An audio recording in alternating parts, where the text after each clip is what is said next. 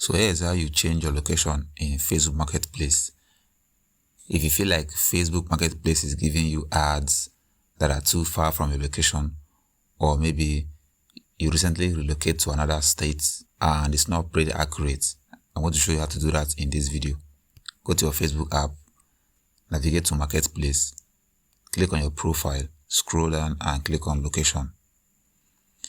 You will be greeted with two options: suggested radius and custom radius. I recommend you use custom radius so that you can actually tweak the location very well. This will give you the ability to choose a specific area where you want to be seeing most of your ads. So when you're happy with your current location, you click on apply, go back. It's going to refresh the marketplace, and now you're going to be getting the new ads from your current location. So that's how you change your location in Facebook Marketplace. That's all for this video. See you guys in the next one.